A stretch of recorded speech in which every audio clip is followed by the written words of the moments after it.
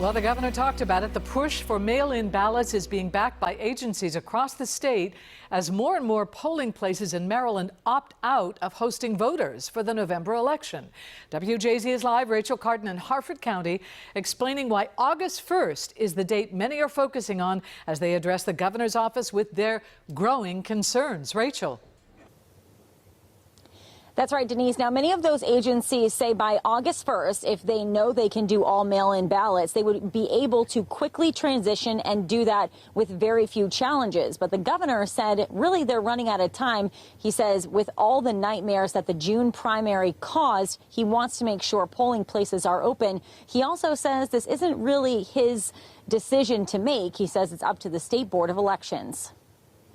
As the health crisis continues in Maryland, voters are already looking to the November election with questions. We are still in a crisis. A panel of agency leaders and state organizations spoke on a teleconference call Wednesday, calling for Governor Hogan to implement mail-in ballots instead of in-person polling places. The virus is hoping a lot of people show up to vote, particularly in cramped locations. The governor must now act to protect Marylanders and to protect democracy. This is a moral moment in Maryland. Of the 1,650 polling places, 123 have already opted out of operation for Election Day in November. Many chief judges are not willing to participate in interacting with the public. I consider serving in the polling place to be my patriotic duty, and I love doing it.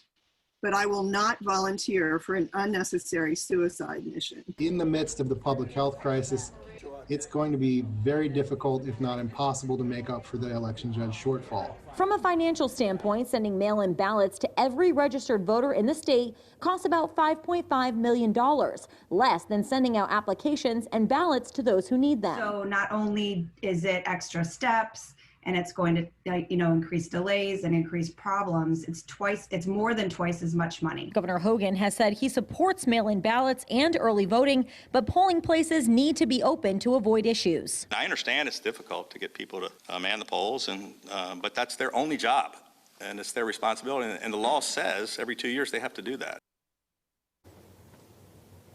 Now, going back to the financial standpoint of this entire debate, now a $20 million budget amendment has been submitted, and of course that would pay for all of those mail-in ballots to be sent to registered voters. We're live in Harford County. I'm Rachel Carden for WJZ.